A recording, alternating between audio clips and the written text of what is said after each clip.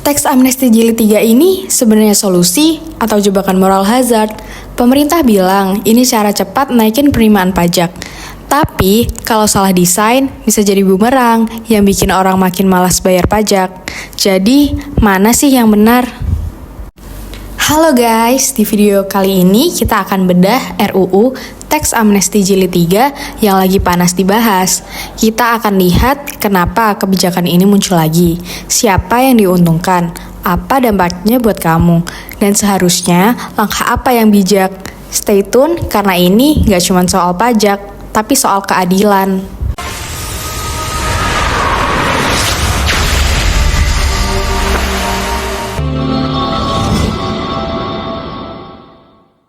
Jadi gini, RUU Teks Amnesti Jilid 3 resmi masuk Prolegnas 2025. Buat yang belum pernah dengar, Teks Amnesti itu program pengampunan pajak. Kalau kamu punya aset yang belum dilaporin, kamu bisa lapor sekarang dengan bayar tebusan. Sanksi nggak ada, pidana diampuni. Masalahnya, kebijakan ini sering bikin orang yang taat bayar pajak merasa nggak adil. Bayangin aja, kamu udah rajin lapor SPT tiap tahun, sementara ada orang lain yang sengaja nunda. Tiba-tiba dapat diskon lewat amnesti. Dan lebih parahnya lagi, ada potensi moral hazard. Orang bisa mikir, nggak usah bayar sekarang, nanti juga ada amnesti lagi kok. Jadi wajar kalau kebijakan ini jadi perdebatan besar. Kira-kira ini solusi atau jebakan?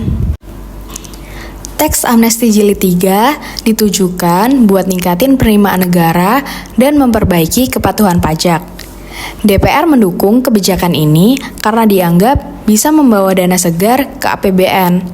Tapi Menteri Keuangan sendiri justru menolak karena belajar dari pengalaman sebelumnya di mana efek jangka panjangnya nggak selalu bagus. Jadi, di satu sisi ini dianggap quick fix untuk menambah pendapatan.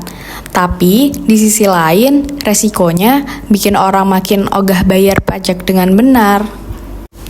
Kita lihat data konkret.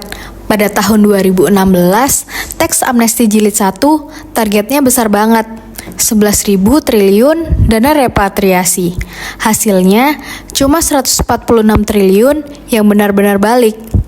Ada juga contoh perusahaan besar kayak PT Freeport Indonesia yang ikut program ini dan setor ratusan miliar. Jadi ya ada yang masuk tapi nggak sebanding dengan ekspektasi. Jika dicontohkan dalam simulasi, gampangnya begini. Kamu punya aset sebesar 1 miliar tapi nggak pernah dilaporkan. Kalau ikut teks amnesti, mungkin cukup bayar tebusan beberapa persen aja. Lalu, status kamu langsung bersih. Sementara, yang rajin bayar pajak tiap tahun, yang nggak dapat apa-apa. Disinilah letak kontroversinya. Dampak positifnya sudah jelas. Ada kesempatan buat wajib pajak memperbaiki posisi, negara dapat dana tambahan, bahkan ada harapan dana repatriasi bisa dipakai untuk infrastruktur properti dan investasi lain. Tapi, dampak negatifnya juga besar. Kepatuhan jangka panjang bisa menurun. Orang jadi terbiasa menunggu amnesti ketimbang bayar pajak dengan benar. Efek makro, kalau penerimaan pajak stagnan, APBN defisit, layanan publik bisa terhambat. Jadi ini bukan cuma urusan individu, tapi juga masa depan ekonomi negara. Kalau pemerintah jadi menjalankan ini, ada beberapa hal penting yang perlu digarisbawahi, yaitu jangan cuma fokus ke tebusan, tapi juga perkuat penegakan hukum pajak. Jangan kasih sinyal bahwa amnesti ini bisa terus berulang. Karena kalau iya, trust sistem pajak bisa hancur. Dan buat kamu sebagai wajib pajak, tipsnya sederhana. Kalau memang ada aset yang belum rapih, ini momen buat beresin. Tapi, jangan tunggu amnesti lagi di masa depan.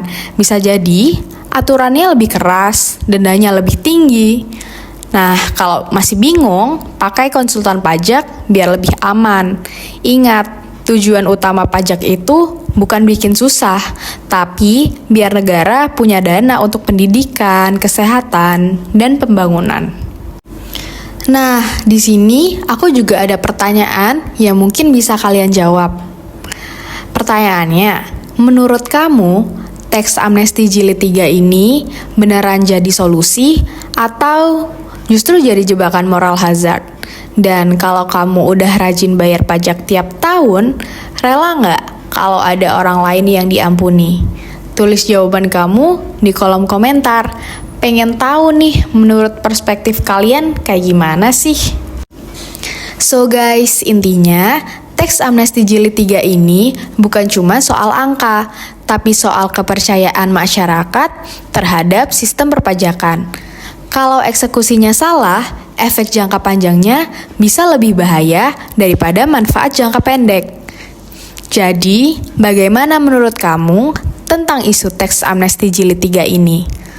Akan terrealisasi atau cuma isu? Jangan lupa like, share, dan subscribe kalau kamu ngerasa video ini membuka wawasan. Dan kalau kamu mau tahu lebih dalam, cek juga video kita tentang PPN 12% dan dampaknya buat kita semua. Karena pada akhirnya, pajak itu bukan cuma soal angka, tapi soal keadilan.